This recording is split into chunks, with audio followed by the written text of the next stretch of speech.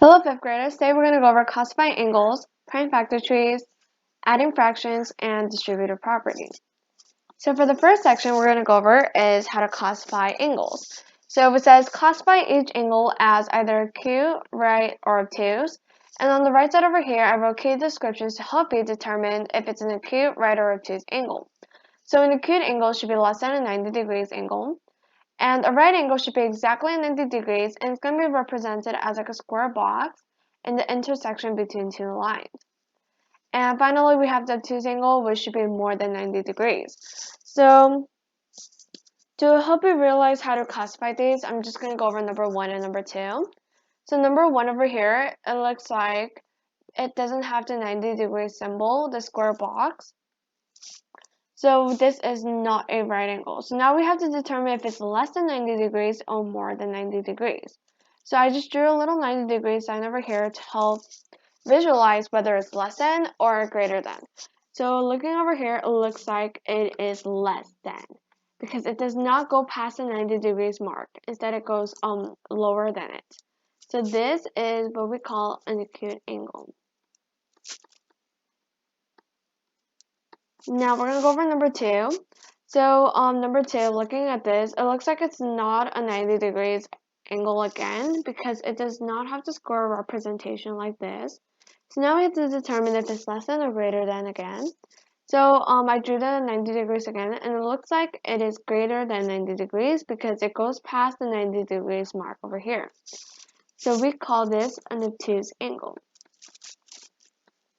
And this section is pretty easy, and that's it. So now the next section we're going to go over is prime factor trees, and we're going to complete the factor tree of number 28. So factor trees are to determine what prime numbers are 28. What prime factors make up 28? So we're solely basing it on prime numbers. So over here I just listed the basic prime numbers from the beginning. It goes on, of course, but these are just the first 5 of them. So now, looking at over here, it looks like 7 is a prime number over here. So now we have to determine what numbers make up 28. So, well, 7 times what makes up 28? Well, we know that as 4. So we know that 7 times 4 makes up 28. Now we have to, since 4 is not a prime number over here, we have to divide up the 4 even more so we can produce prime numbers. And out of these prime numbers, 2 is the only one that goes into 4. So we're going to write 2 over here, and 2 times 2 equals 4. So now we divided up the 4 into 2 2's. And we know that the 2 2's are prime numbers, so we're finished here. We have produced the necessary prime numbers. So over here we have 7, we have 2, and 2. So using the prime factor trees, we know that 7 times 2 times 2, these are the prime numbers that make up 28. And that's what prime factor trees are for.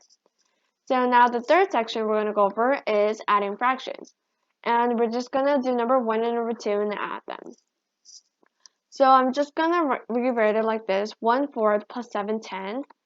Now, when you're adding fractions, before you add the numerators, you always have to make sure we have a common denominator. And for number 1, it looks like we don't have a common denominator. So we have to have them. So we have to find the LCM, the least common multiple, of the 2 denominators to find the common denominator. So the least common multiple of 410 should be 40 if you do all the multiples, if you list all the multiples. So to get 40 to 40, we have to multiply by 10. And if you do it to the denominator, you also have to do it to the numerator. So this is what you're going to do to 1/4. And now we have to get the 710 to 40, the denominator to 40. So we have to multiply by 4. So we have to multiply the numerator by 4 as well. So your new numerator and denominator for 1/4 would be 10 over 40. 10 over 40 is the same thing as 1/4 if you simplify it. That's basically the whole process. So 7 times 4 is 28. So the new fraction for this one would be 40. So now, if you look over here, now we have a common denominator of 40. So now all we have to do is put the common denominator here and basically add the numerators. So we know that 10 plus 28 is 38. And so this is our answer. But you also have to make sure that it's simplified all the way. So to make sure we simplify all the way, we have to check if both of them are divisible by the same number. So it looks like over here, both of them can be divisible by 2. So we're just going to simplify these two numbers. So 2 goes into 38, 1's 19, and 20. Now we have a simplified fraction. So after you add the fractions, always make sure to simplify it all the way. That's important. Now we're going to go over number 2. And again, I'm just going to rewrite over here 7, 9 and half. And these don't have a common denominator again. We have a 9 and a 2. So we're going to find the LCM of these two numbers. So, and if you list all the multiples, you'll know that their least common multiple is 18. So using that, we're going to do times 2, and then times 9 to get a denominator of 18. That's what we're going to do. So now this new fraction will equal to 7 times 2 is 14, 9 times 2 18, and then we have 9 over 18. So now we have a common denominator over 18. We made it so both of these denominators have 18 as their denominator because that is their LCM. And if you're going to multiply the denominators, then you have to multiply the same number to the numerator. So this is our product from that. And now we just have to write the common denominator and add these two numbers. And we know that 14 plus 9 will equal to 23. So this is our final answer, 23 over 18. And it looks like this cannot be simplified any further. So final answers are these two. Now, the last section we're going to go over is distributive property, and we're going to rewrite the equations using distributive property and find the correct answer. So I think we're just going to go over number 2 since we're a bit on time. So number 2 here, but don't worry, you'll be able to get this. It's pretty easy. So over here, I wrote down how the distributive form property should look after you multiply it. This is how it should look. And a value is what we're going to represent as 3. So we're going to have a equals to 3. So out of these two numbers, which of 3 is the least number? It's 12 is greater than 3. So we're going to make the 3 equal to a, so it's much easier. So now if you look at this format, it looks like 3 is multiplied to a number plus 3 is multiplied to another number.